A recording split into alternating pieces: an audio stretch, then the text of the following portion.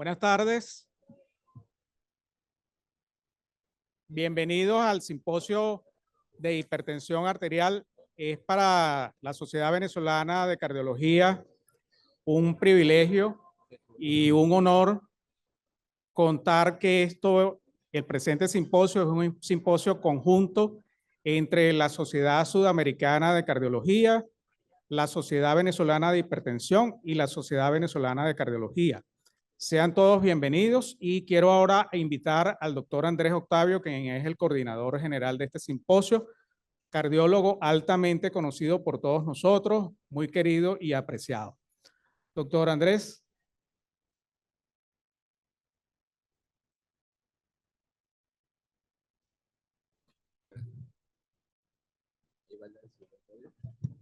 ¿Ya?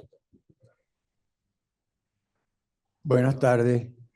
Bueno, agradezco la Sociedad de Cardiología que haya, como siempre, ha acogido la idea de realizar nuevamente un simposio de la Sociedad Venezolana de Hipertensión y Cardiología. Este es un simposio que se viene realizando hace ya unos cuantos años, ¿no?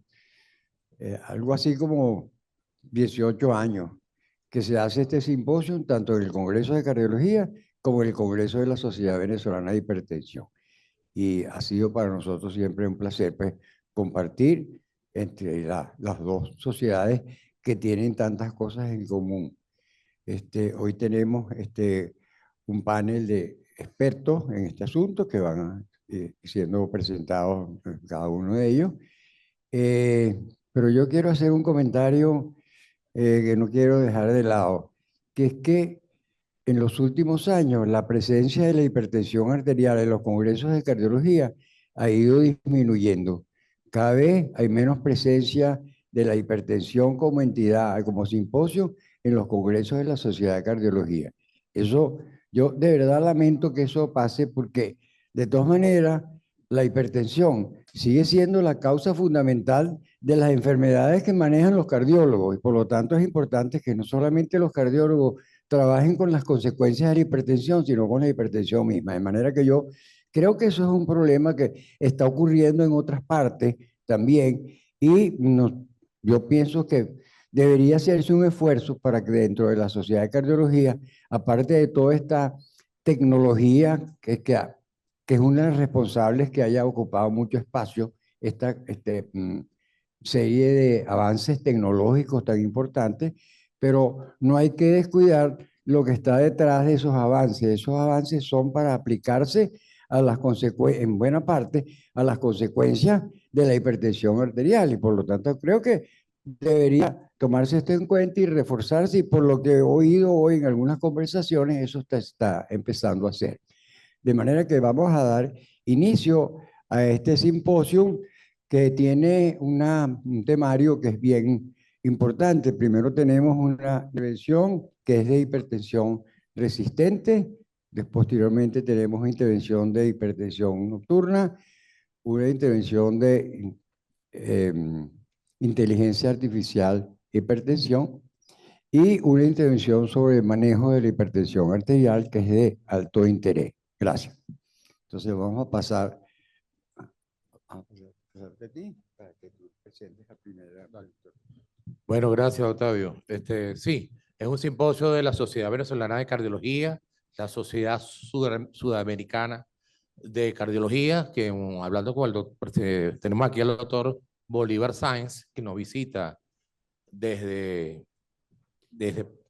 Ecuador y quien ahorita me dio una buena noticia, que pudiéramos ser miembros de la Sociedad Sudamericana de Cardiología solamente por ser miembro de la Sociedad Venezolana de Cardiología, por supuesto, enviando los requisitos a la página. El Empira Guevara está, creo que es el representante en Venezuela de esa, y nos acompaña hoy como panelista, igual que la doctora Egle Silva y mi persona. El primer expositor nos va a hablar el doctor, es de Paraguay, el doctor Manuel Castillo Vázquez, quien es cardiólogo, fellow del American College of Cardiology, es jefe del servicio de la unidad coronaria del Hospital Central de Paraguayo de Seguro Social, jefe del servicio del Instituto Nacional de Cardiología en Paraguay, presidente de la Sociedad Paraguaya de Hipertensión Arterial en los periodos 2023-2025 y el presidente de la Sociedad Paraguaya de Cuidados Intensivos Cardiovasculares. Él nos habla sobre hipertensión reciente. Adelante.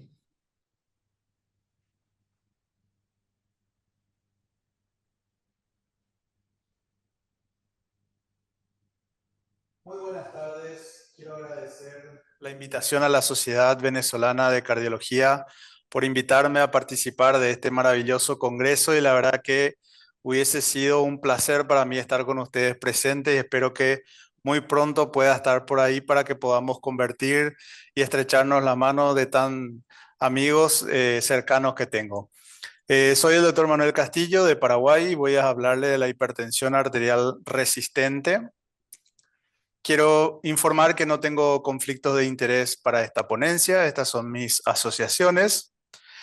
Y para empezar, recordar lo que todos manejamos de que la enfermedad cardiovascular sigue siendo la principal causa de muerte a nivel mundial, generando alrededor de 18 millones de muertes al año, de las cuales un gran porcentaje tiene los factores de riesgo como a la hipertensión arterial, por lo cual enfocarse a hablar sobre este tema es fundamental y enfocarse a tratar de disminuir, digamos, el riesgo cardiovascular es importante, por lo cual debemos enfocarnos dentro de todo el espectro, y siempre cuando hablamos de hipertensión me gusta mostrar la realidad de lo que tenemos, y esto es lo que se menciona a nivel mundial. Obviamente cada país y cada localidad tiene distintos números, pero se habla de que, fíjense, tanto en hombres como en mujeres, las cifras de presión arterial todavía siguen siendo muy elevadas, con una prevalencia muy alta en ambos géneros, con un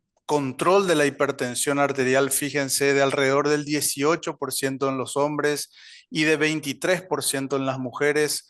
Probablemente eso en cada país tengamos números un poco mejores o capaz que también así de mal, pero realmente el control de la presión arterial sigue siendo baja en toda nuestra población, por lo cual apuntar a disminuir esto debe ser un factor y un, digamos, criterio importante de objetivos.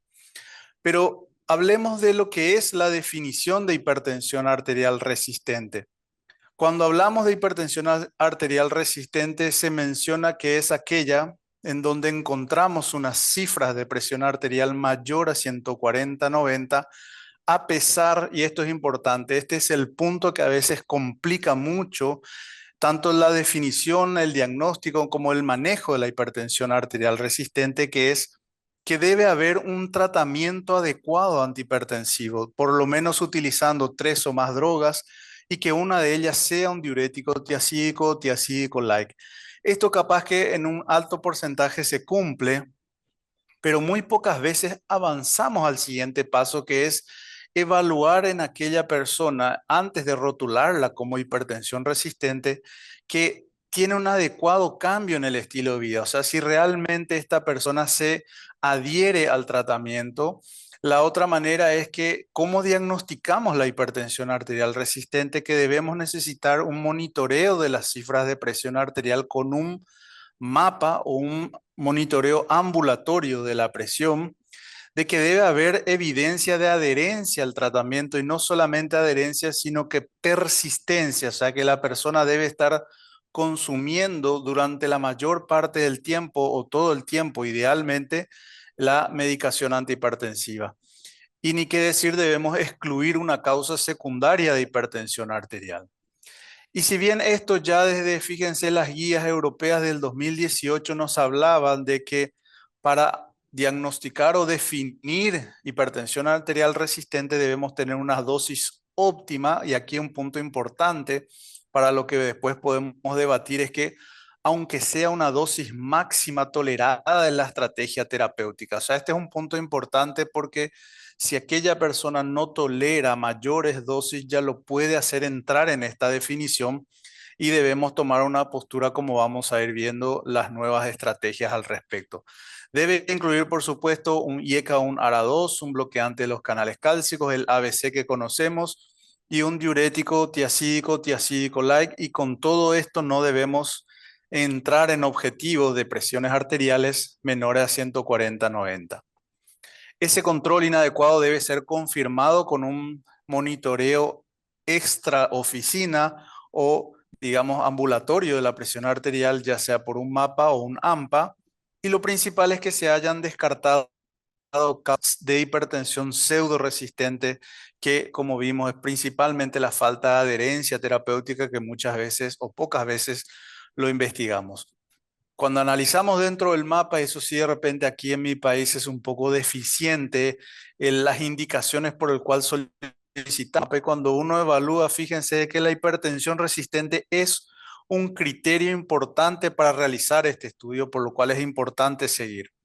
Pero ¿qué nos dice la guía? La guía del 2023 de la Sociedad Europea nos dice que alrededor del 10 o incluso 20% de los pacientes pueden tener una hipertensión resistente, pero realmente cuando seguimos los pasos adecuados de evaluar de una forma ambulatoria con un mapa, de evaluar la adherencia terapéutica, de excluir realmente la hipertensión secundaria, la verdadera hipertensión resistente se calcula que tiene una prevalencia solamente de alrededor de un 5%, o sea que hay un porcentaje importante que se nos escapa solamente por no investigar adecuadamente estos factores, y considero muy importante recalcarlos de que no todas cifras de presión elevadas que tenemos en el consultorio terminarán siendo una hipertensión resistente si no investigamos adecuadamente todos estos pasos que nos menciona la guía, principalmente en este caso europea de hipertensión.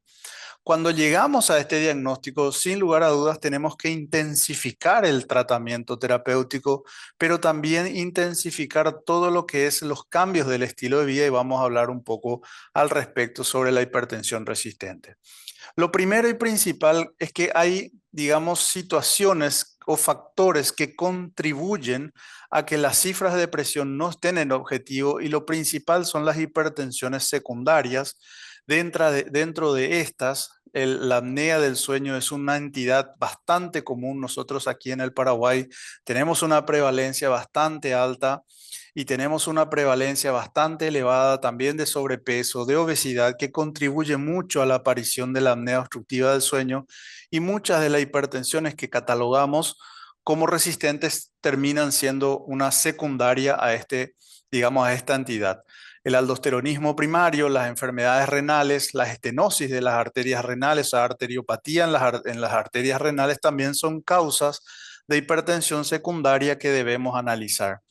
Cuando vemos los factores que se, digamos, atribuyen al estilo de vida, vemos de que el consumo de sodio sigue teniendo un factor importante para la persistencia de las cifras de presión.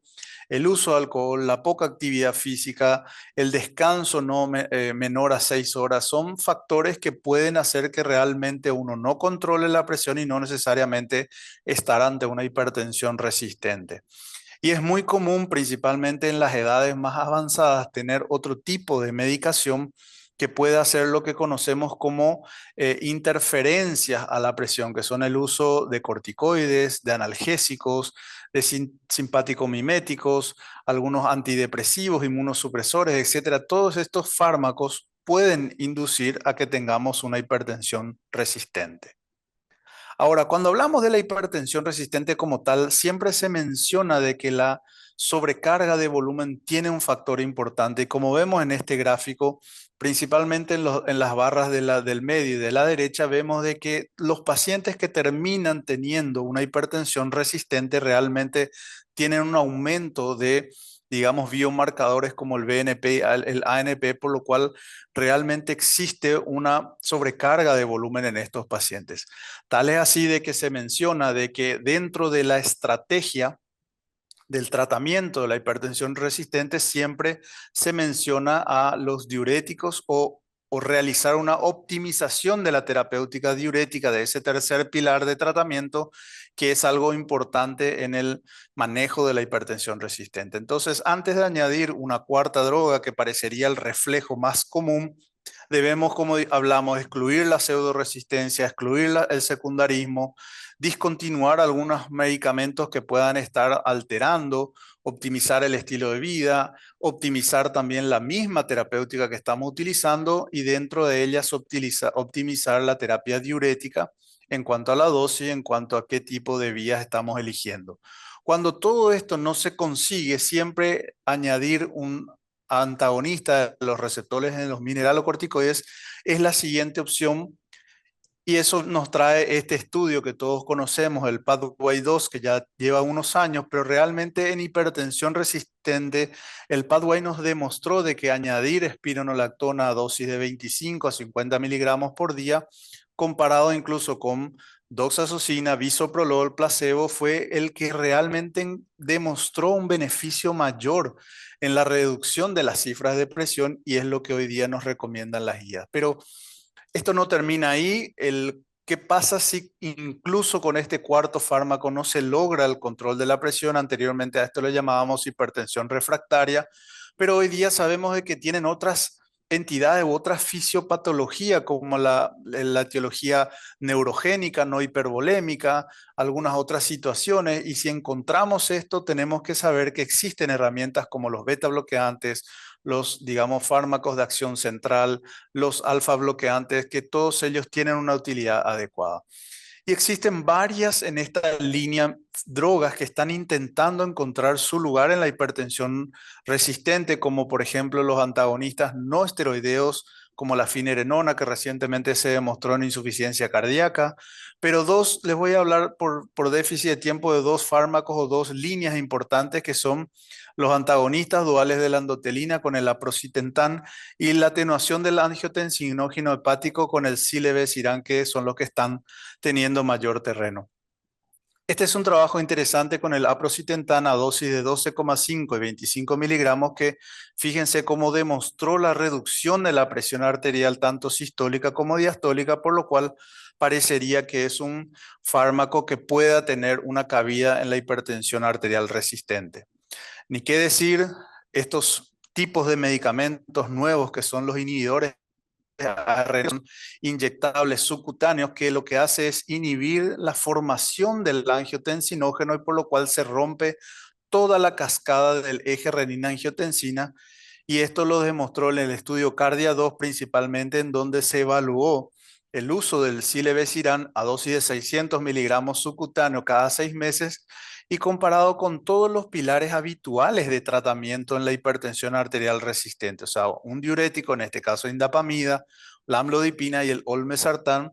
Y fíjense que en todos los escenarios hubo un descenso significativo y lo interesante del Cardia 2, como fue enfocado a población de hipertensión arterial resistente, es que se hacían los controles en forma ambulatoria como requiere la definición y en todos ellos demostró una reducción significativa, si bien en el grupo del olmesartán es hasta esperable porque estamos actuando en el mismo eje, pero cuando analizamos los controles de la presión arterial en el consultorio sí fue significativo, por lo cual en todos estos asociar el silebesiran parecería que es el camino adecuado.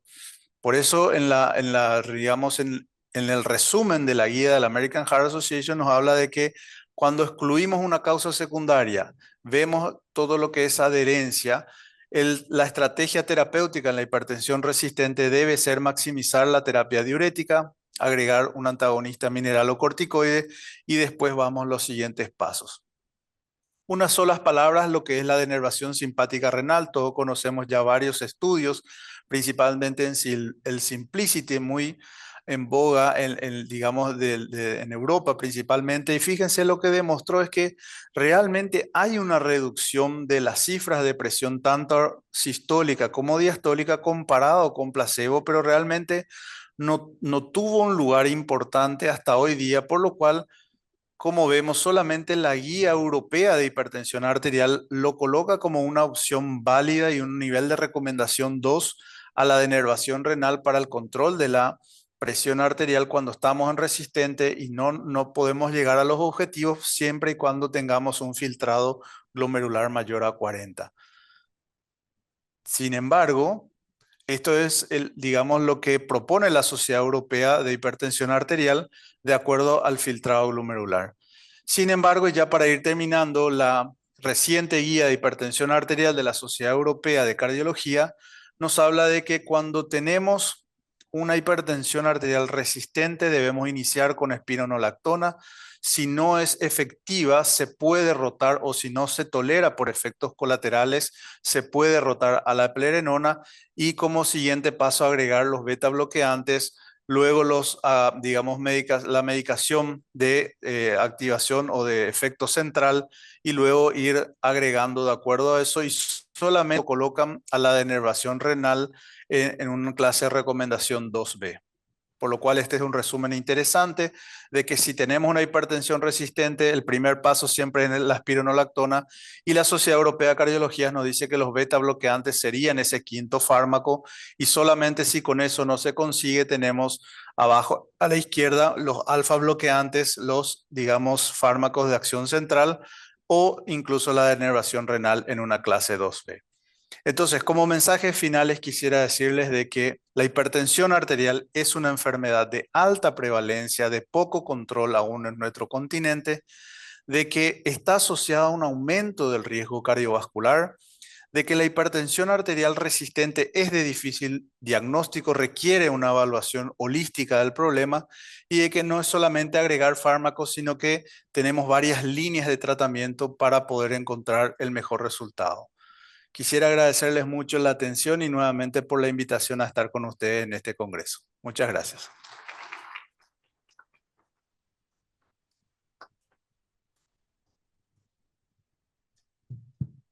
Bien, quiero felicitar al colega que precedió porque hizo mucha insistencia en que para definir que realmente la hipertensión es resistente, hay que cubrir todas esas áreas. Eso requiere tiempo, requiere ocuparse del paciente muy directamente antes de decidir que uno va a terminar en una denervación renal.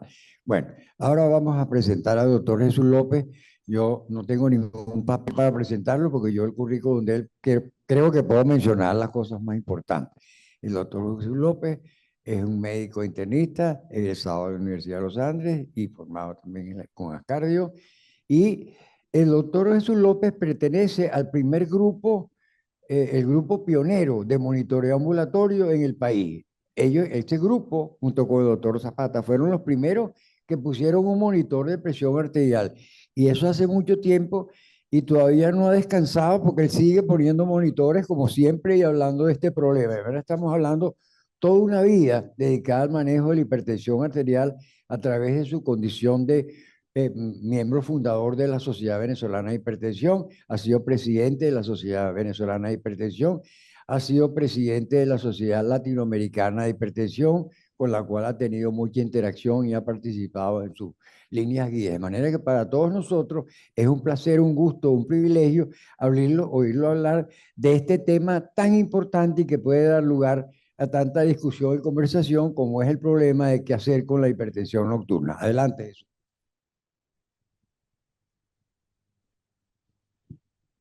Muchísimas gracias, José Andrés, por la gentileza. Esas bellas palabras no son más que producto de la amistad y de la abundancia del corazón, de un corazón generoso como el tuyo. Y agradecerles a ustedes, pues, que están aquí con nosotros a acompañarnos, al Comité Ejecutivo de la Sociedad Venezolana de Cardiología, por invitarnos a conversar sobre el tema. Sé que Ariana nos tiene a monte, pero vamos, el tiempo es terrible. Vamos a conversar sobre hipertensión arterial nocturna. Vamos a mostrar, ya ustedes conocen de manera clara, cómo es el principal factor de riesgo atribuible de mortalidad. En este caso, este es el principal factor de riesgo, subió en este año en el Burden Cardiovascular Disease a ser el principal factor de riesgo de discapacidad y el principal factor de riesgo atribuible de muertes tempranas, de manera que es un factor muy importante. Hablaba el doctor Castillo de Paraguay sobre la prevalencia de la hipertensión arterial. Sabemos que más o menos en Latinoamérica está en el orden del 40%, pero en nuestro país, en los estudios del desde el año 19 al año pasado, tenemos un grado de control del 38%, aún a pesar que el grado de conocimiento está cerca del 80%.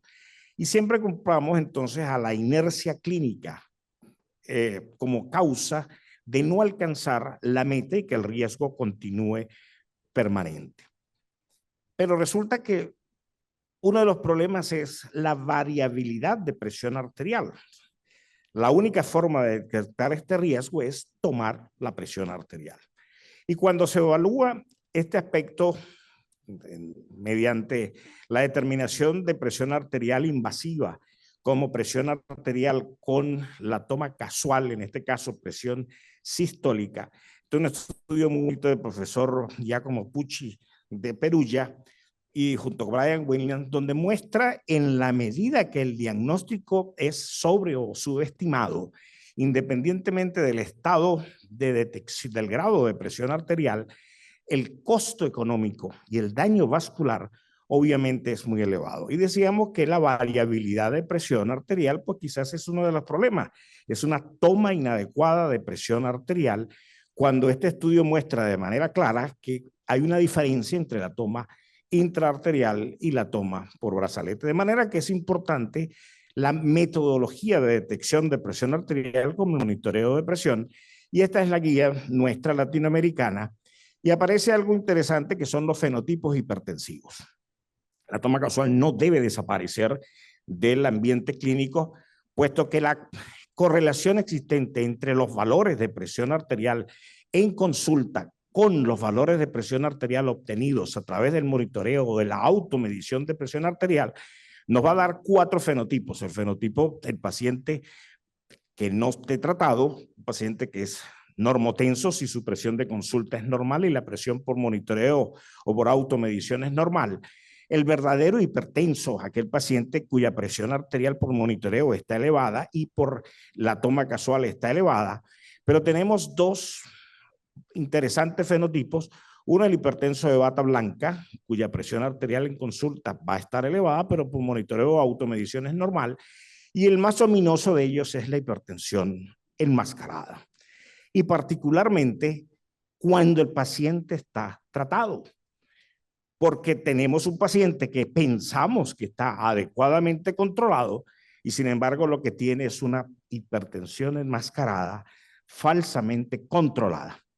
Y entonces en esos fenotipos aparece lo que es la hipertensión nocturna. Desde el punto de vista conceptual, hipertensión nocturna no es más que el incremento de presión arterial en el tiempo de sueño. De manera que aparece solo en el monitoreo de presión arterial en el tiempo de sueño que tiene el paciente. De manera que es muy importante la evaluación de ese tiempo que el paciente realiza. No es durante la noche, lo que pasa es que se llama hipertensión nocturna. Y les traigo el cuento de Freddy Krueger. Recuerden que Freddy Krueger no aparecía sino cuando el sujeto dormía. Igual hipertensión nocturna va a aparecer cuando el sujeto duerme. De manera que tengámoslo presente en este aspecto. Obviamente esto tiene diferentes fenotipos igualmente. Podemos tener pacientes cuya presión sistólica o diastólica puede disminuirse, puede aumentarse frente al valor promedio diurno, es un patrón Reiser. Pacientes cuyos niveles son iguales, es un non-dipper, y pacientes cuyos niveles se reducen por debajo de lo que es el 20%, que ya lo vamos a ver, es un paciente extreme dipper. Es importante en el monitoreo de presión arterial que ustedes evalúen toma a toma de presión arterial y por supuesto el intervalo que el paciente fijó a ustedes. Y este gráfico, que es un gráfico fashion, que les permite a ustedes observar el comportamiento de la presión arterial y de manera particular mostrarle al paciente dónde está. No hay duda que todos queremos salir del rojo del fuego de los infiernos, definitivamente, y tenemos que buscar la forma de hacerlo. Diferentes factores intervienen para esto. La ingesta de sal excesiva, la apnea de sueño, como hablaba el profesor Castillo, diabetes, síndrome de insulinoresistencia, hipertensión arterial secundaria como hiperaldosteronismo. Y estos son los diferentes patrones de hipertensión nocturna, donde dependiendo de la diferencia de presión entre el día y la noche, tendremos un paciente, como dijimos, un paciente con Reiser, que se le eleva por encima del promedio del valor diurno, un non-dipper cuyo descenso de presión nocturna va entre el 0 al 10% del promedio diurno, un patrón normal, adecuado, dipper, cuyo descenso de presión arterial es entre el 10 al 20% del promedio diurno, y aquel paciente que desciende por debajo del 20%, que es el dipper extremo. Uno de los aspectos interesantísimos, y felicitamos al doctor Iván Mendoza por ser el epónimo del Congreso y de manera definitiva lo merece por sus enormes publicaciones, pero de manera particular por sensibilizarnos en la detección de la frecuencia cardíaca. Observen que la frecuencia cardíaca nocturna es un potente marcador de riesgo para mostrar que el individuo tenga posibilidades de tener hipertensión nocturna. Y una frecuencia que está por debajo de 64, entre 59 y 64, como punto de corte. Ya cuando está por arriba de 85, el doble o el paciente hace riesgo de tener hipertensión nocturna. Otro factor de riesgo es el tiempo de sueño, y eso es muy importante. Y el otro es la humedad relativa. Estos patrones lo observamos en nuestra población. Este es un trabajo nuestro donde pueden ustedes observar que el gran % de nuestros pacientes hipertensos no desciende la presión durante la noche. Y esto hace que el riesgo cardiovascular en ellos esté elevado. Cuando utilizamos el score OP de la Sociedad Europea de Hipertensión y hacemos el cálculo de riesgo en nuestra población, más de 3.500 pacientes hipertensos, observen que en nuestra población más de la mitad de estos pacientes están en muy alto riesgo cardiovascular. Y en los estudios del profesor Cario, que fue expresidente de la Sociedad Japonesa de Hipertensión, observan ustedes que aquellos pacientes que hacen un ritmo inverso al patrón circadiano nocturno tienen el doble de riesgo de tener falla cardíaca, particularmente falla cardíaca con fracción de eyección reducida. Pero el doctor José Andrés nos mostraba en el congreso pasado de Fundic cómo los pacientes que tienen mayor riesgo de hipertrofia ventricular en el remodelado secundario al no descenso nocturno de presión arterial es uno de los factores más importantes para producir falla cardíaca con fracción de eyección preservada. De manera que cuando se correlaciona en esta curva Kaplan-Meier de sobrevida y evaluamos el descenso de presión arterial y el descenso de la frecuencia cardíaca, la sobrevida obviamente es mayor. Este es un estudio muy interesante porque este es el Registro Español de Monitoreo de Presión Arterial, recientemente publicado ahora en abril, nos muestra cómo cuando se hace el análisis multivariado donde se eliminan los factores de confusión, hay una P altamente estadística con respecto a la presión arterial nocturna aislada. Es decir, en la población española, el paciente que tenga hipertensión sistólica aislada tiene una alta probabilidad de mortalidad general y obviamente igual mortalidad cardiovascular, donde igualmente en el enmascaramiento de la presión arterial diurna nocturna, este riesgo es mayor. De manera que las guías dicen, la guía latinoamericana nuestra, publicada ahora en enero, obliga a la realización del monitoreo de presión arterial para la identificación de la hipertensión enmascarada y para la identificación de este fenómeno de hipertensión nocturna. Pero de manera particular nos dice que si existe una hipertensión arterial enmascarada, no controlada, es decir, pacientes hipertensos nocturnos bajo tratamiento, estos pacientes tenemos que ajustarle el tratamiento y fíjense que es una indicación 2C. Pero desde el año 17 el profesor Cario nos coloca una serie de fármacos de intervención para mejorar la variabilidad de presión arterial. Esta variabilidad de presión arterial tiene que ver en el primer aspecto que la vida media del fármaco que estamos utilizando por lo menos cubra las 24 horas y para eso tenemos que utilizar lo que es la relación Valle-Pico. De manera que la combinación de calcio antagonistas con bloqueadores de receptores de angiotensina de vida media larga les irá bien. Y por supuesto en la reducción de presión nocturna, drogas como el diurético tipo clortalidona, el uso de sacubitril/valsartán en el Paragon HF nos muestra un estudio, su estudio de monitoreo de presión cómo mejora y revierte el patrón circadiano y por supuesto las vedettes de los inhibidores del cotransportador sodio-glucosa. El uso en los nuevos bloqueadores de receptores no esteroideos para aldosterona, como fenilrenona y hexarrenona, pueden ustedes observar cómo hay una reducción importante, significativa, de los niveles de presión arterial nocturno. Y cuando evaluamos el uso del aprocitentan como fármaco de bloqueo dual de endoteline, que ya fue aprobado por FDA cerca de 2 meses, observen ustedes que muestra una reducción significativa igualmente de la presión arterial nocturna, de manera que sí existe una estrategia terapéutica que pueda mejorar esto. Esto es un paciente nuestro donde venía con fármacos adecuadamente, con una presión en consulta un poco elevada, y este es un equipo que permite hacer análisis de velocidad de onda de pulso como marcador de daño de órgano blanco. Tiene un valor de 11.5 metros sobre segundo, y en virtud de que tiene la presión arterial elevada y tiene daño de órgano blanco, pues obviamente hay que ajustar el tratamiento.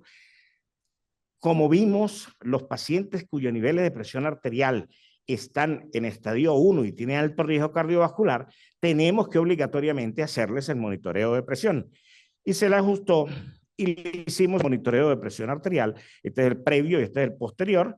Vamos a mostrarle el gráfico fashion para que ustedes observen cómo logramos entonces revertir esta hipertensión nocturna sistólica aislada en estos pacientes.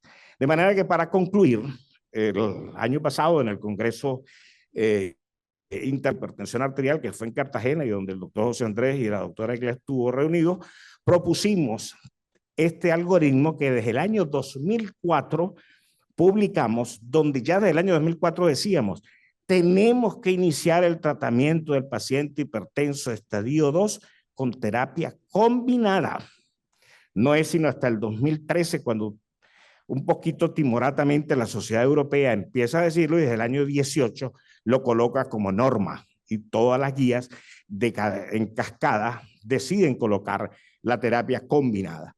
De manera que, una vez alcanzado en titulación 2 clases terapéuticas a la máxima dosis, proponemos realizar el monitoreo de presión arterial, porque definitivamente tenemos que titular en ascenso en función de los valores de presión arterial y del perfil, del fenotipo hipertensivo que tenga, y de acuerdo a ello entonces colocar un ISGLT2, y por supuesto sugerimos para los pacientes con riesgo cardiometabólico elevado el uso de beta bloqueadores, vasodilatadores, pero de manera particular, como el doctor Iván Mendoza nos dice, todo paciente cuya frecuencia cardíaca estando en óptima dosis de terapia combinada, pero cuya frecuencia cardíaca esté por arriba de 85, debe recibir beta bloqueador, puesto que la frecuencia es un marcador independiente de riesgo, como mostramos.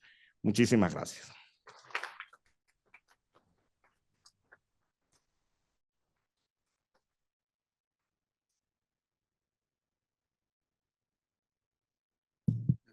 Gracias, Jesús. Como siempre en estas cosas, algo nuevo aprendemos, otras cosas, enfoques nuevos oímos.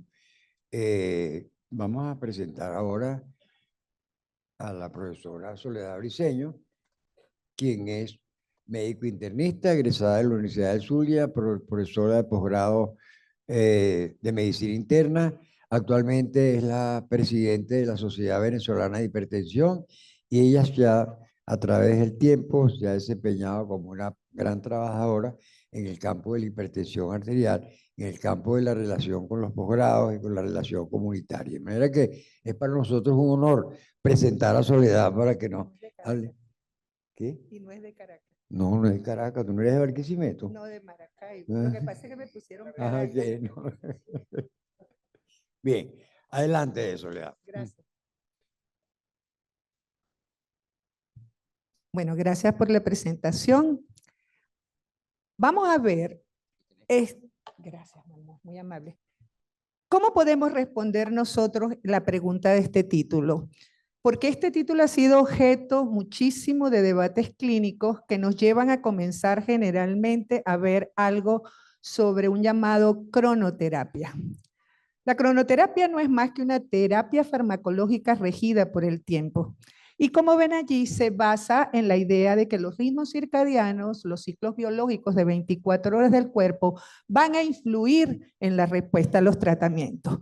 ¿Qué nos dice eso? Que eso se perfila como la posibilidad de que sea una estrategia posible para el control de las enfermedades y también de la respuesta al tratamiento. Y generalmente estos ciclos biológicos van a estar muy cónsonos con la parte del sistema cardiovascular. ¿Y por qué decimos esto?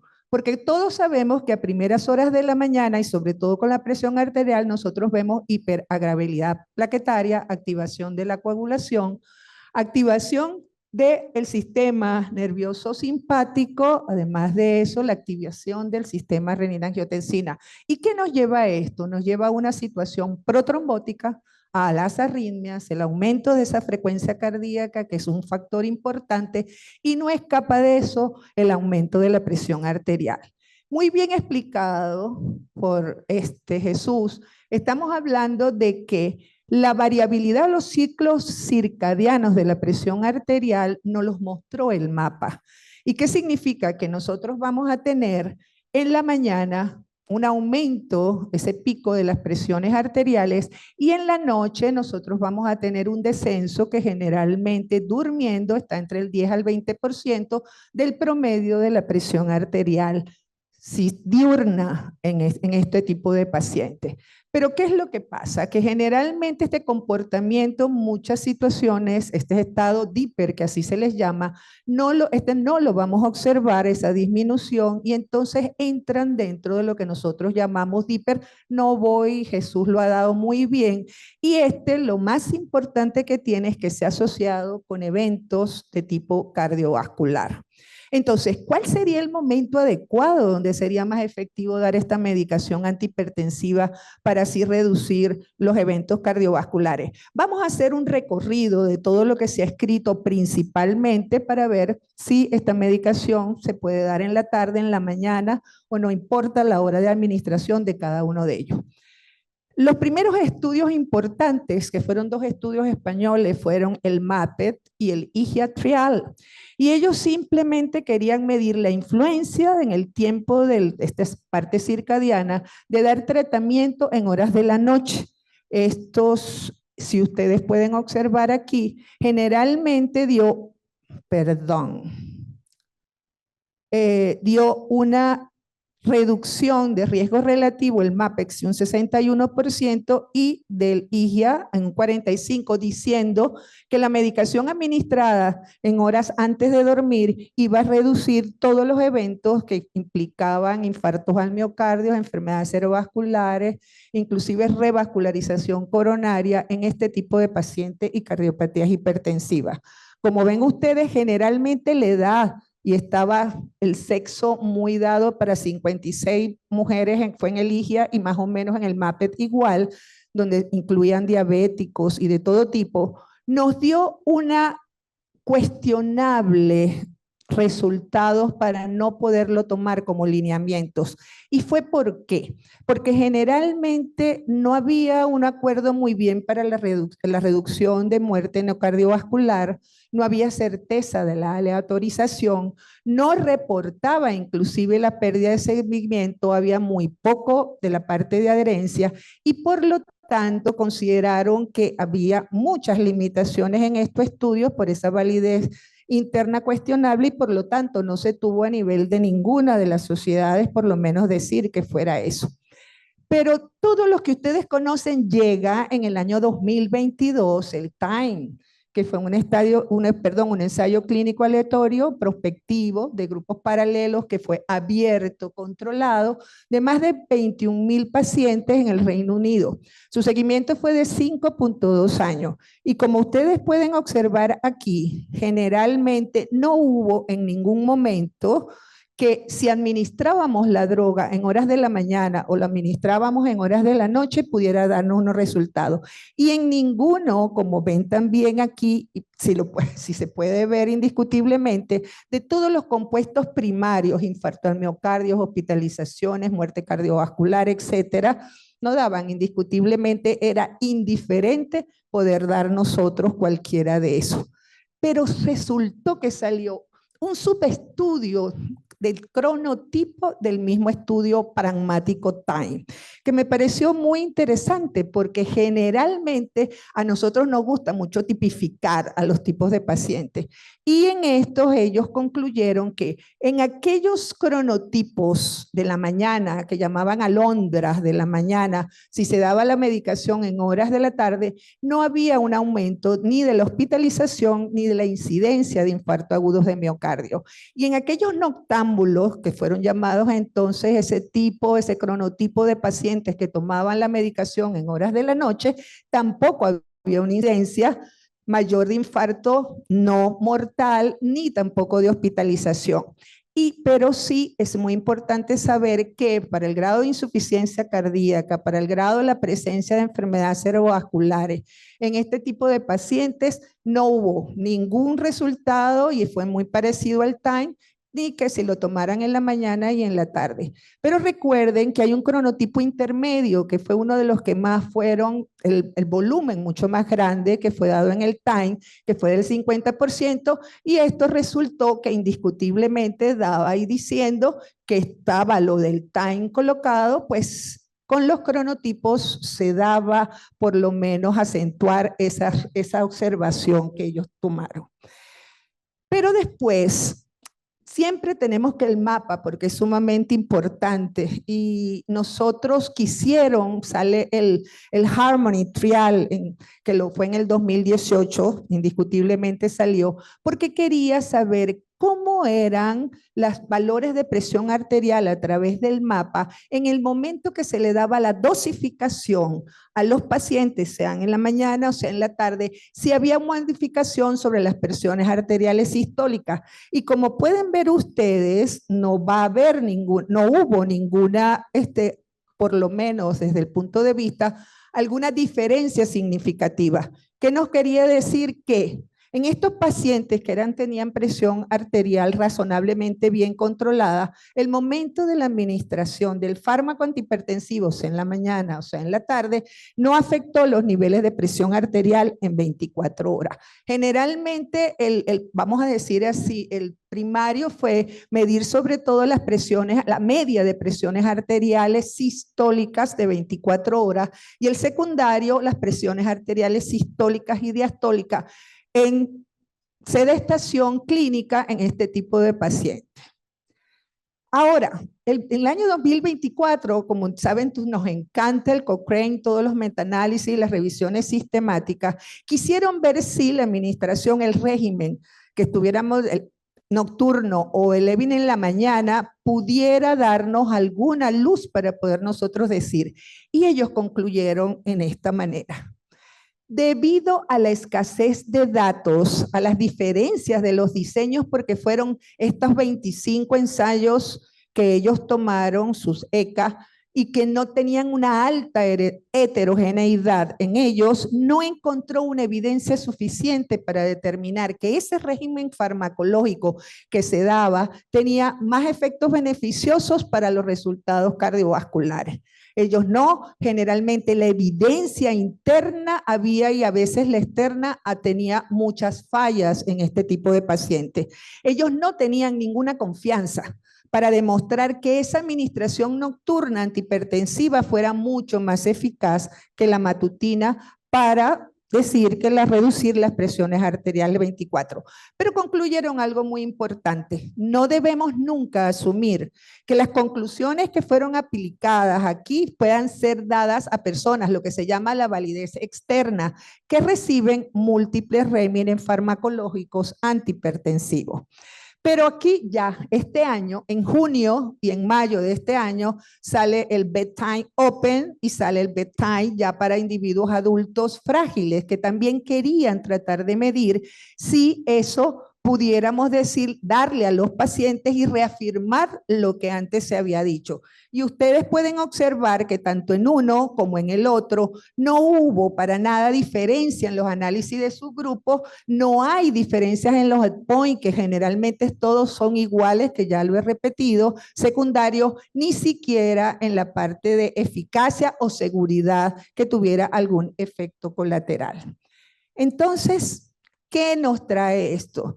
Nos trae quizás de decir que las guías de la Sociedad Europea de Cardiología en el 2024, el manejo de presión arterial elevada y la hipertensión, recomienda indiscutiblemente los medicamentos que deben ser dados en el momento que el paciente lo crea conveniente, pero para hacer, ¿saben qué? Un patrón verdaderamente de adherencia al tratamiento, de que pudiéramos lograr que ese paciente, generalmente, si lo pudiéramos en cronotipo, londra matutina o tenemos un noctámbulo, sería el momento adecuado para ese tipo de paciente y en la parte de la medida. Y yo, como le voy a dar todo el tiempo del mundo esa inteligencia artificial, porque me fui en el camino completo de esto, indiscutiblemente debemos recordar esto. No hay ningún estudio de buena calidad que haya demostrado que dar la medicación en la noche sea mejor por la mañana. Y cronoterapéutica personalizada sería la mejor. Y no hay un beneficio de tratar hipertensión arterial que indiscutiblemente se derive externamente del descenso de las presiones arteriales. Y de Maracaibo, nuestro bello relámpago del Catatumbo.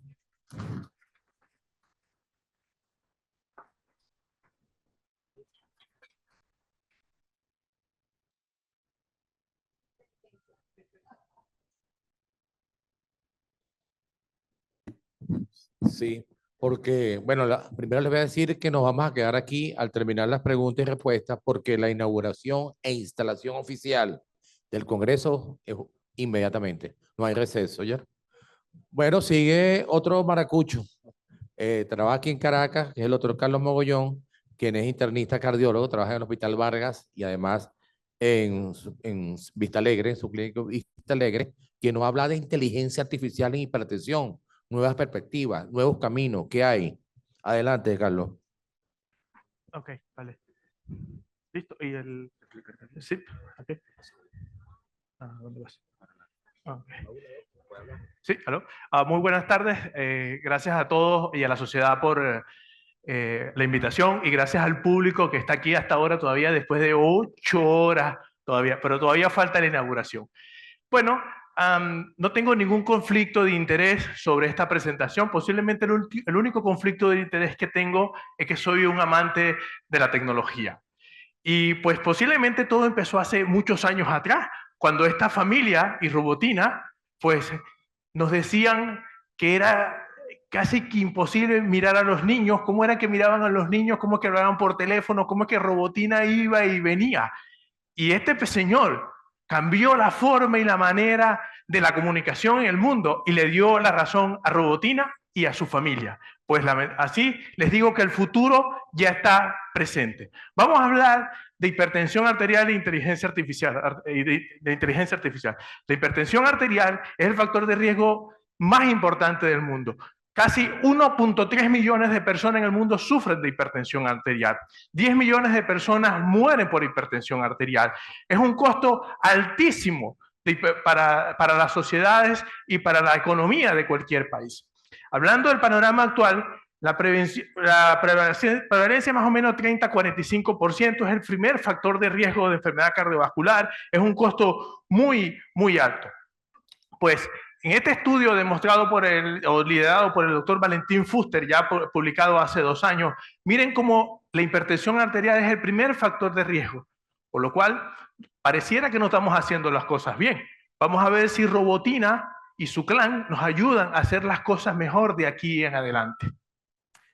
Pues no solamente pasa en el mundo, pasa también aquí en Venezuela. Pues es un estudio publicado por el profesor de los profesores de todos estos estudios, donde mi persona en Maracaibo participó en el año 97 con un trabajo de campo en el estudio de Maracaibo liderado por el doctor Tulio Alberto Zulbarán, pues demostramos que aproximadamente en Maracaibo, o posiblemente en esa época, a lo mejor mucho más, eran 37% de incidencia de hipertensión arterial. Tomando todos los estudios publicados, más o menos 39% de incidencia de hipertensión arterial tenemos. Y ustedes saben lo que eso significa, que tengamos una población de casi 39% con hipertensión arterial, pues una barbaridad. Mucha enfermedad cardiovascular nos queda y muchas cosas por hacer. no le puedo, o sea, también tengo que decirle de un estudio que hicimos liderado por el doctor Lempira Guevara en el hospital con 160 pacientes, que quisimos mirar el factor de riesgo de hipertensión arterial en los pacientes con cardiopatía isquémica y trombolizados. ¿Qué pasó? Hipertensión arterial, el primer factor de riesgo. Entonces, ¿qué va a hacer Robotina? ¿Nos va a ayudar? ¿No nos va a ayudar? ¿Qué vamos a hacer? Y llega la inteligencia artificial, que ya venía desde Robotina. Entonces, ¿qué es la inteligencia artificial? Para mí, la inteligencia artificial es un sistema digital que puede ser muy bueno, que puede ser muy malo, que se va a meter con la inteligencia del ser humano, que nos va a llevar al raciocinio y que nos va a ayudar a problemas, a resolver problemas. Que seamos nosotros hacia dónde lo vamos a dirigir. ¿Y cómo lo hace? Lo hace de dos formas, o hasta ahorita de dos formas. Una forma es el aprendizaje automatizado, que para mí es un nuevo método estadístico. ¿Por qué? Porque él da datos, genera información e incluye patrones. Y un aprendizaje un poquito, muchísimo más avanzado, donde hay una cantidad de datos que se introduce en una supercomputadora y un super software, que es el aprendizaje profundo, donde hay una red neurológica, una red neurológica que al final da unos patrones también, pero es una megacomputadora. Y aquí son dos formas, uno que es el aprendizaje automatizado, que puede ser supervisado o no puede ser supervisado, y el más profundo, que es un aprendizaje mucho más profundo. ¿Qué hace la inteligencia artificial en la salud? ¿Qué hace? Pues nos ayuda a todos estos ítems que tenemos aquí. Nos ayuda a ver pacientes complicados, nos ayuda con la estadística, nos ayuda a mirar, a hacer trabajo muchísimo más rápido, nos ayuda con la rehabilitación, nos ayuda con los pacientes muy complicados. Posiblemente nos va a ayudar muchísimo más y vamos a saber nosotros hasta dónde puede llegar esto. Yo creo que esto no tiene techo. La inteligencia artificial para mí no tiene techo y esto para mí está comenzando apenas en este momento. Pues, ¿y cómo hace la inteligencia artificial para actuar sobre la hipertensión arterial? Lo hace de dos formas. Uno, con los dispositivos. Hoy en día hay dispositivos modernos y nuevos. Y no de este dispositivo que comenzó hace dos siglos atrás, donde colocaban un catéter intraarterial para mirar la presión arterial. Pues ha pasado de dispositivos con mercurio, automático, semiautomático, y tenemos dispositivos sin manguitos.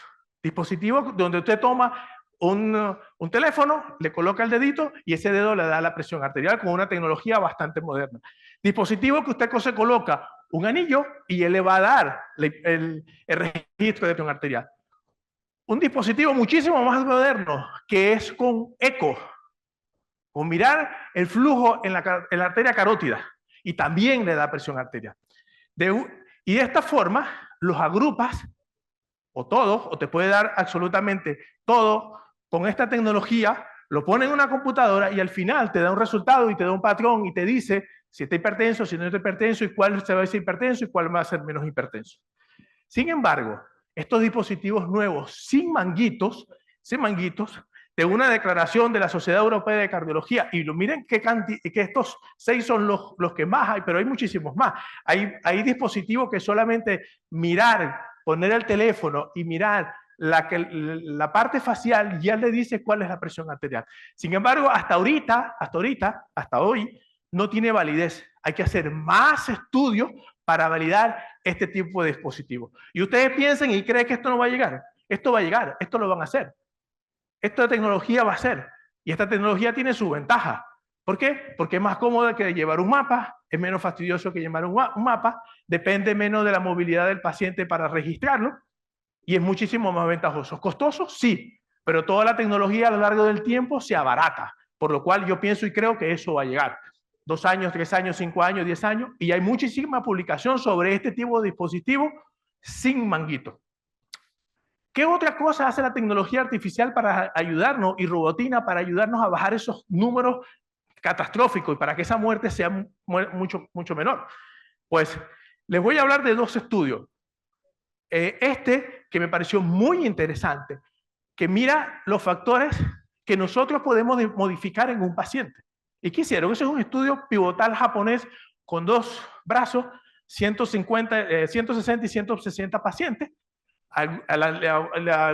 si el primer grupo de pacientes o el primer brazo de pacientes le dijeron, bueno, usted va a llevarse este dispositivo, un teléfono inteligente, con una software especial. Y ese software especial le determinaba o le decía o le insistía en bajar de peso, comer, disminuir de sal, tener una dieta balanceada, y era sin medicamentos. Y el otro brazo era lo que nosotros regularmente hacemos la consulta, que le decimos al paciente. Cambió con el dispositivo digital, les podía, o sea, le insistía y le orientaba. Y eso iba a una nube y lo registraba en una nube. ¿Qué sucedió? ¿Qué dio? Pues dio que con la parte digital era estadísticamente significativa mejor que el que no tenía nada digital. Por lo cual, la inteligencia artificial nos está ayudando en esa parte. Estos eran pacientes sin medicación, completamente sin medicación. Y aquí, pues hay que ir acostumbrándose a una nueva forma de lenguaje digital. ¿Por qué? Porque aquí está un nuevo lenguaje digital que es tratamiento digital o terapéutica digital. ¿Y qué es la terapéutica digital? Son software que te ayudan y que te orientan a que la terapéutica sea muchísimo mejor. Y aquí está otro tipo de lenguaje que debemos saber, los biomarcadores digitales. Y los biomarcadores digitales son biomarcadores diferentes a los biomarcadores que tenemos, que son en tiempo real y que también te ayudan y te orientan a la terapéutica y al pronóstico del paciente. Y uno de esos biomarcadores digitales es una cosa que hacemos nosotros todos los días y a cada rato, un electrocardiograma. ¿Y por qué un electrocardiograma? Bueno, miren, hicieron en dos hospitales muy reconocidos de Boston, en el Hospital de la Mujer y en el Massachusetts General Hospital, hicieron un programa. Ese programa era analizar con inteligencia artificial los electrocardiogramas de pacientes que tenían hipertensión arterial y pacientes sin hipertensión arterial. Y eso era verificado en el Hospital de la Mujer. Entonces, ¿qué sucedió? ¿Qué nos dio? Nos dio pronóstico, nos dio quién iba a ser hipertenso y quién no iba a ser hipertenso.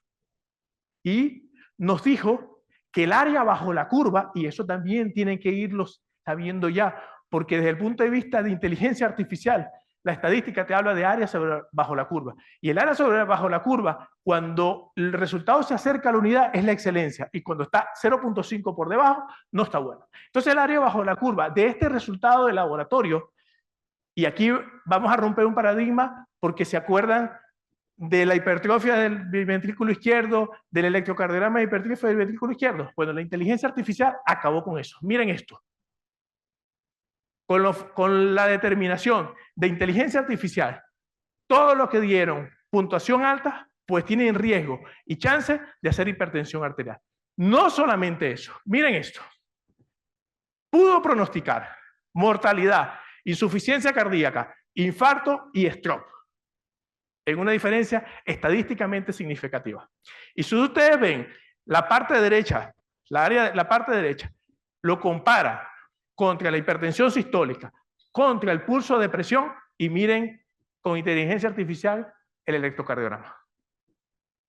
O sea que estamos en un paradigma y en otra cosa, definitivamente. Esta mañana, pues José Miguel y JJ hablaban de inteligencia artificial, que es lo que le daba inteligencia artificial, que el electrocardiograma. Bueno, aquí está. Este le está diciendo, se le está adelantando y le está diciendo quién le va a hacer cardiopatía isquémica, quién le va a hacer insuficiencia cardíaca, quién tiene alta probabilidad de hacer un stroke. Y si usted mira esto con inteligencia artificial y puede prevenir y darle un tratamiento adecuado a estos pacientes, pues los números que le demostré anteriormente, con la ayuda de Robotina y su clan, posiblemente nos van a ayudar a disminuir esos números. ¿Qué más hace la inteligencia artificial? Y ya estoy casi por terminar, porque ya mi amigo el doctor Lempira me está hablando así medio feo, me está viendo. Ok, ¿qué más hace? Identifica factores de riesgo oculto, detección de signos tempranos del electrocardiograma, que ya lo vimos, y en el ecocardiograma hay muchísima información, y ahorita en el JAMA de cardiología acaba de salir un artículo de hipertensión, de ecocardiografía e inteligencia artificial, que se lo recomiendo, que está gratis, por cierto. Cálculo de riesgo de cardiovascular personalizado, y el ejemplo real, el gran monitor de la inteligencia artificial puede detectar hipertensión en el 90% con exactitud. O sea, imagínense ustedes lo que nos puede ayudar la inteligencia artificial. Bien aplicada, eso sí, muy bien aplicada. Por lo cual, Robotina y sus compañeros y sus clan sí nos pueden ayudar. Yo pienso que sí nos pueden ayudar. Por lo cual, como les dije en la primera diapositiva, el futuro ya está presente.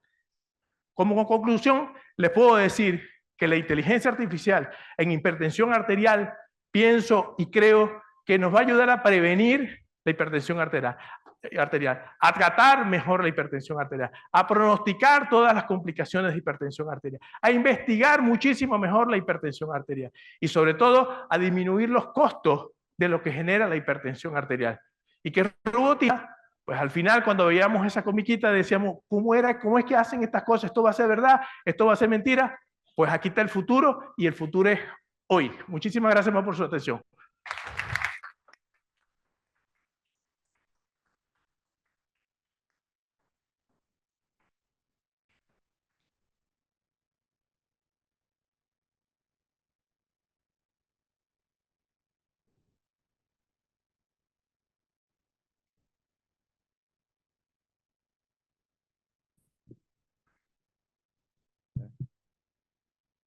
Bien, bueno, ahora vamos a abrir el espacio de preguntas y respuestas, que tenemos un tiempo que está dedicado a eso.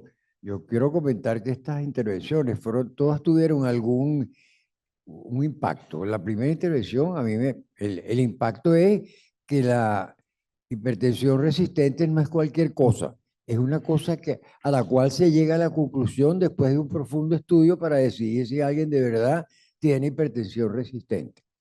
Después, la conferencia del doctor Jesús López nos impacta el hecho de que la hipertensión nocturna es algo a lo cual hay que atender, diagnosticar, buscar y eventualmente tratar, que es la parte un poquito más complicada.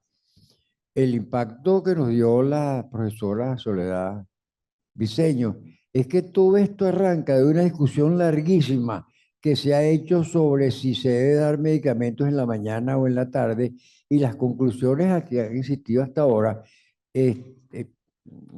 han mostrado lo que ella dice, que no hay mucha diferencia. Sin embargo, este es un punto que no está cerrado. Esto está abierto todavía y eso seguirá abierto, porque yo soy de los que cree que puede haber alguna diferencia en el manejo de un paciente dependiendo de su perfil de presión arterial. De manera que después de este comentario abrimos el espacio para las preguntas.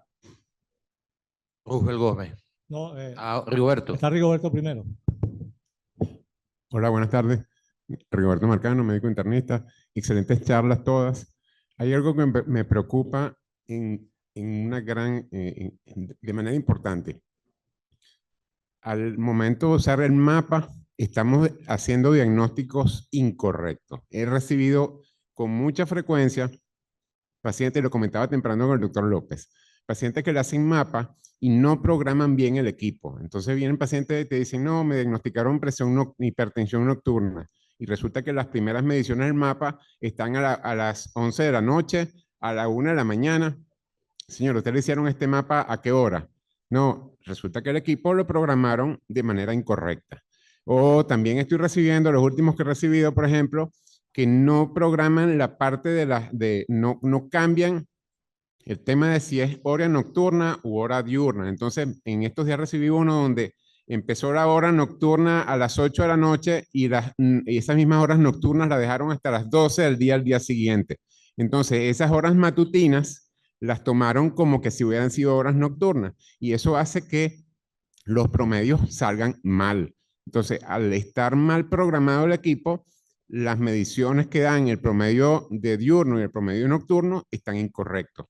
Creo que la Sociedad de Cardiología y la Sociedad de Hipertensión debe redactar un documento con las normas mínimas para redactar y para elaborar un mapa.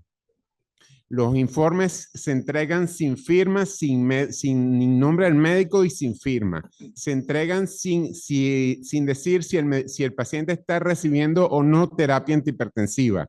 no se entrega la segunda hoja en la que está la estadística de las mediciones. Por lo regular, los pacientes que recibo con MAPA vienen sin la segunda hoja, vienen con la primera hoja, vienen eventualmente con la hoja del histograma y habitualmente con la hoja de todas las mediciones, pero la hoja en la que están todas las estadísticas de 24 horas de diurno y de nocturno con frecuencia no se entrega.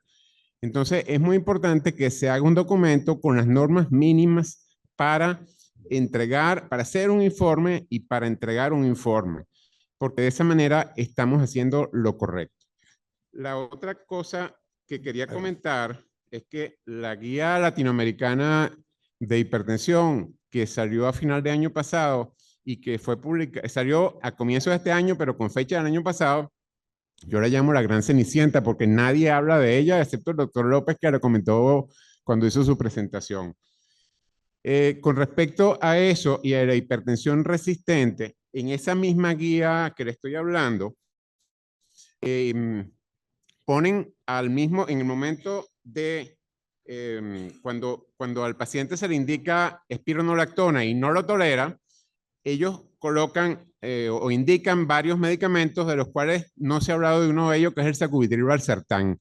Y el sacubitril/valsartán en esta guía dice que en el caso que no se tolera la espironolactona puede usarse o un alfa bloqueador o un beta bloqueante o un ARNI sacubitril/valsartán. Y el sacubitril/valsartán en estos casos de hipertensión resistente está dando excelentes resultados y el paciente puede ser manejado quitando o bien el IECA o el ARA2 y se deja sacubitril/valsartán cuando mucho 2 veces al día o incluso con un diurético o con un calcio antagonista. Es una opción interesante, me gustaría que el panel hablara de eso.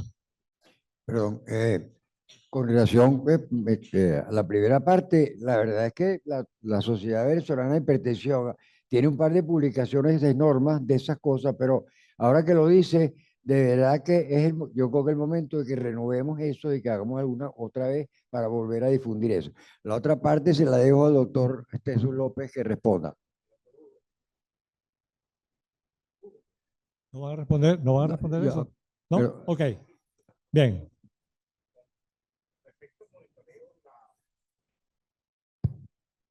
Con respecto al monitoreo, tanto la Sociedad Venezolana de Hipertensión, en conjunto con la Sociedad Venezolana de Cardiología, inclusive hay un documento de la Sociedad Venezolana de Cardiología, donde habla sobre intrusismo y la necesidad de hacer talleres. Ya desde hace varios años, la Sociedad Venezolana de Hipertensión, hemos llevado talleres de monitoreo de presión arterial, desde el año antepasado, en conjunto con la latinoamericana y la europea, con el profesor Parati, nuestro representante italiano, el doctor Octavio, hemos hecho la certificación LASH y europea de hipertensión arterial para monitoreo de presión arterial. De manera que sí, es verdad, lo que usted dice es cierto. Con respecto al tratamiento, lo más importante es la detección de hipertensión resistente. Y una de las cosas es que usted debe cuidar que el paciente se esté tomando las pastillas. Si usted no se toma el tratamiento, olvídese. Si usted no cumple y alcanza el control de los cambios de estilo de vida, tampoco podemos hablar de hipertensión resistente. Y luego tiene que usted hacer un monitoreo de presión arterial donde estén las cifras por monitoreo elevadas. Como cuarta droga, bueno,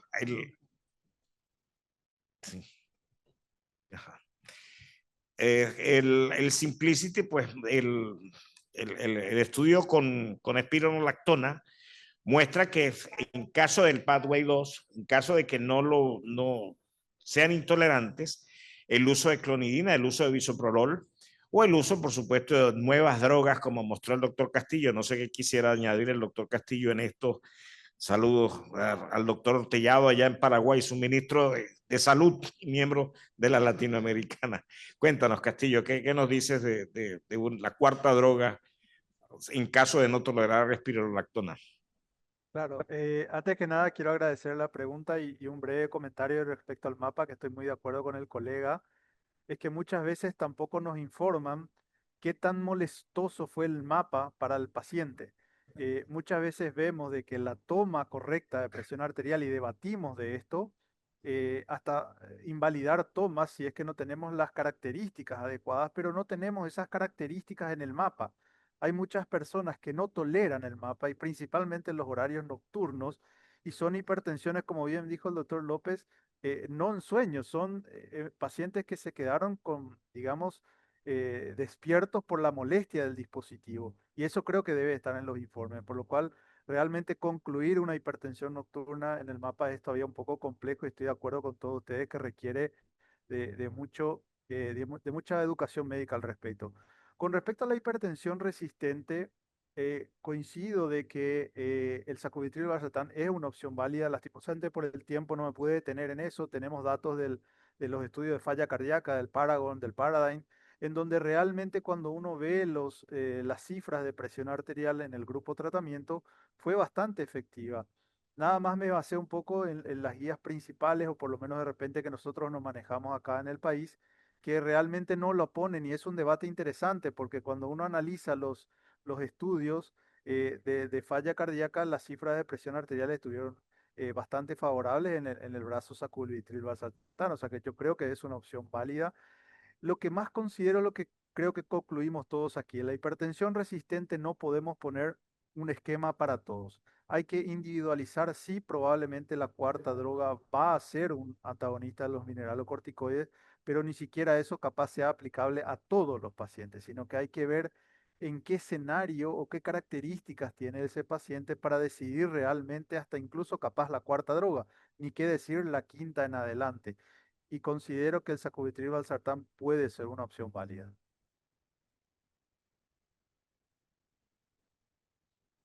Rubén. Ok, tres cosas, voy a ser muy breve.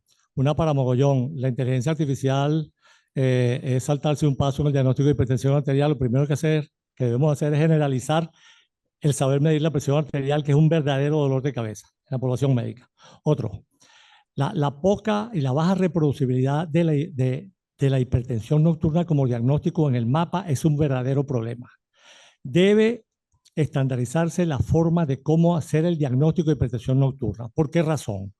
Porque cuando se decide dar fármacos en la mañana o en la noche, indistintamente porque los resultados son igual, se olvida que hay publicaciones muy claras que demuestran que en individuos por encima de los 50 años, la alteración de la variabilidad de la presión arterial produce degeneración neurológica y alteraciones cognitivas a los 4.5 años y en los hombres a los 40 años.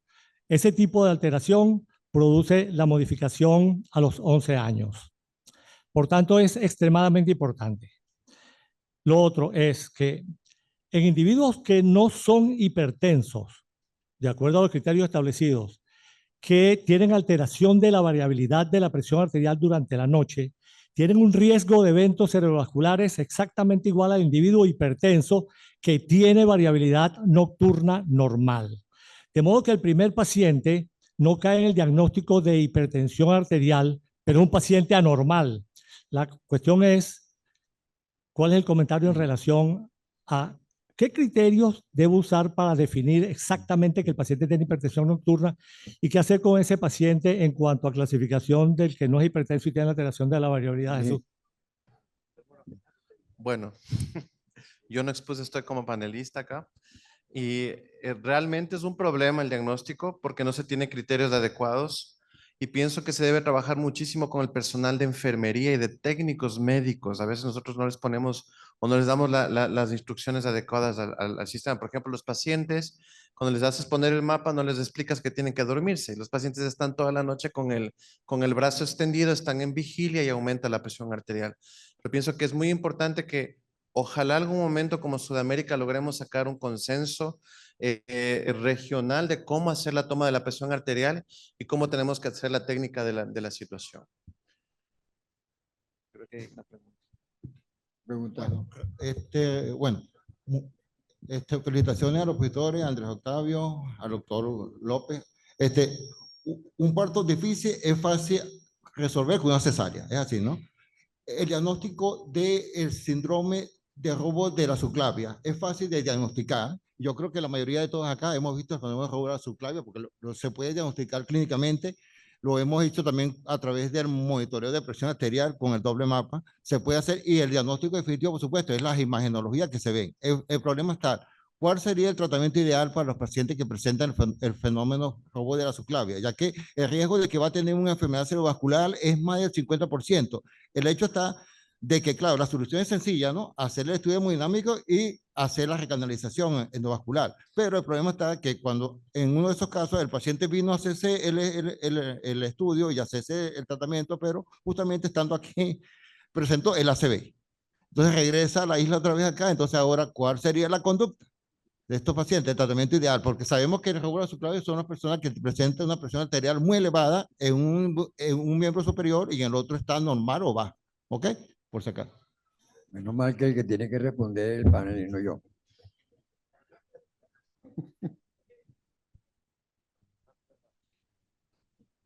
¿Puedo comentar? ¿Me escucha? Bueno, con relación a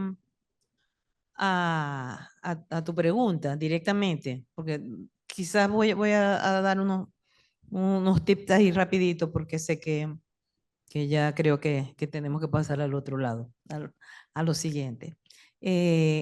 ¿Cómo tratar a ese paciente que solamente tiene hipertensión de un lado? Pues yo creo que vamos a la definición primaria de hipertensión arterial, definiendo si es o no es hipertenso el paciente realmente, para poder saber con qué medicamentos lo voy a tratar. Y ese paciente tiene un tratamiento muy específico, porque es una patología muy específica también. Eso por un lado. Yo creo que si quieres podemos hablar ahora porque no. Sí. Lo otro que no quería dejar pasar, de verdad, y eso son dos cosas. Yo tuve la suerte de estar en el 2023 en un simposio sobre hipertensión nocturna, todo un día con el doctor Parati, en el Congreso Europeo de Hipertensión Arterial. Todo un día, yo creo que los expertos italianos y europeos hablaron sobre solo hipertensión nocturna. Y una de las conclusiones de ese simposio, que comenzó a las 9 de la mañana y terminó a las 7 de la noche, fue que no existe un estudio, por lo menos hasta el 2023, no existe un estudio publicado, aleatorizado, bien llevado, con mapa, donde lo que se define como nocturno realmente sea el sueño. Es solamente una definición que se le puso nocturna por decir nocturna, pero cada uno de nosotros y cada una de las guías, y yo creo que los que hacemos mapa, porque de verdad que tengo la suerte de hacer mapa desde hace muchos años también, los que hacemos mapa y leemos que cada vez que sale una guía nueva y pueden cambiar los intervalos en el que yo voy a definir qué es nocturno y qué es diurno, que realmente no debería ser sino vigilia y sueño, porque ahí podríamos estar aquí hablando, como lo dijo el doctor perfectamente, hemos dado varios talleres de acreditación de mapa para evitar eso que dijo el doctor, porque él tiene toda la razón, porque uno es el que coloca el mapa, los que somos centros de referencia de mapa, y otro es el paciente y lo otro es el médico tratante de ese paciente, que es el que sabe cuáles son las condiciones, pero ese médico tiene que también saber cómo interpretar ese mapa, porque un mapa, si no es tu paciente, no vas a tener el diagnóstico preciso, porque tendrías que hacerle la consulta y ver por qué se la mandaron a hacer. Eso por un lado, pero por lo que quería dejar claro con lo de hipertensión nocturna es que no hay en el mundo. Bueno, por lo menos hasta el 2023 y creo que en el 2024 tampoco. Estudios donde realmente se haya realizado durante el sueño, porque ¿cómo haces para estar seguro de que el paciente está durmiendo? Le tienes que hacer una polisonografía o algunos equipitos que salieron por allí, donde por lo menos se mide la presión arterial, y se sabe si el paciente está durmiendo, que no es una polisomnografía. Eso es otro tema que también es un tema de otro simposio, probablemente. Y lo otro que no quiero dejar de decir es con relación a lo de la inteligencia artificial. Porque, y bueno, te lo tengo que decir. Te lo tengo que decir. A mí me encanta lo que es la inteligencia artificial, pero no sé nada. Yo digo, tengo que hacer un curso para poder, porque de verdad que me puse a buscar cuando me nombraron panelista para esto y vi ese tema. Dije, pero ¿qué hay de inteligencia artificial para hipertensión arterial? Solamente el estudio de electro. ¿Por qué? Porque yo de verdad me puse no solo a investigar, sino que a preguntarle a la gente que trabaja en eso. Porque ¿qué es la inteligencia artificial? No son los equipos. Los equipos estos, que son excelentes, y si hay equipos validados por la FDA, hay 4, creo. No, uno es del Onro, pero más para fibrilación auricular. Podemos usar ese equipo para fibrilación, para medir mapa y en pacientes con fibrilación auricular, cosa que antes no se podía hacer. Pero eso es inteligencia artificial, no, eso es el equipo. Igual que los equipos que no utilizan los brazaletes porque lo que nos da son mejores valores de presión arterial para nosotros poder lanzar esos valores a una data, que es lo que se llama Big Data, ¿verdad? Y mientras más y más y más datos mandemos allí, y de aquí a unos años tendremos esos predictores para ver si ese paciente realmente, que nos ayude a tratar a ese paciente. No los valores, yo estaba totalmente equivocada, tengo que decirlo. No los valores de presión arterial no nos los va a dar. No, la inteligencia artificial no es quien me va a decir quién es hipertenso y quién no es. Lo sigue diciendo el ser humano con el análisis de estudios. O sea, eso no le quita, ya te lo doy. Eso no le quita, y no quería dejarlo de decirlo porque es confuso a veces. Tú lo dijiste perfecto, yo sé que tú lo sabes. Bueno, lamentablemente, cerrar la sesión, tenemos una persona que pidió la palabra. Le agradecemos una muy corta pregunta y una muy corta respuesta al panel. Sí, muchas gracias. Yo, al igual que usted, doctor Octavio, creo que no se ha dicho la última palabra todavía en cronoterapia o en el horario para indicar el tratamiento para el hipertenso. Hoy sabemos que los puntos duros no se afectan, es igual darlo en la mañana y en la noche, pero hay muchos pacientes con síntomas nocturnos y esos síntomas nocturnos que podrían tener una larga lista de causas, apnea del sueño, hipertensión nocturna como causa de los síntomas, yo creo que podrían mejorar cambiando el horario del tratamiento. Y eso no lo hemos visto en estos trabajos que se han publicado, que se han dedicado a estudiar los puntos duros, mortalidad, infarto, etcétera. Pero no esos síntomas como cefalea, palpitaciones, disnea nocturna, incluso el mismo sueño fraccionado, que muchas veces podría mejorar la presión arterial. Y además quisiera agregar otra cosa, doctor. El tema de la información, cómo sale a nuestros pacientes. Yo tengo varios pacientes que me han dicho, yo me tomo la pastilla a cualquier hora, como usted lo dice en las redes. Y lo vi y lo leí en el estudio Time, que a cualquier hora me puedo tomar entonces me la tomo en la mañana cuando me acuerdo, o al mediodía o en la noche, porque a cualquier hora. Y entre nosotros entendemos perfectamente el mensaje de la evidencia publicada, pero muchas veces la comunidad se acomoda Gracias, a colega. la información. Una respuesta muy breve. Para esto. Pero tiene que ser bien breve porque ya... No, es lo último, profe, porque en verdad estamos esperando para esta maravillosa clausura. Pero no quiero dejar de decir, el hecho... Inauguración, ¿verdad? Tan bella. Sí, sí, discúlpame, mi amor. No, es que eso fue Patiño, culpe Patiño que me hizo equivocar. Mira, hay una cosa muy importante. Yo di un paseo. Y quieren que les diga una cosa, los invito simplemente es esto, a leer verdaderamente los artículos. Los artículos no tienen inclusive hasta validez externa por el tipo de sujeto. Los artículos no tienen una validez interna bastante importante. Por eso se sigue hablando cuándo y cómo. Y el cronotipo es lo importante. Y es el momento en que se da la droga. Y ya, doctor. Ya. Gracias. Bien, muchas gracias a los expositores por sus exposiciones. Vamos a cerrar este simposio. No quiero dejar de nombrar, que no lo hice al principio, la gran placer que me produjo que este congreso le pusieran el nombre de mi compañero de posgrado, de mi compañero de universidad,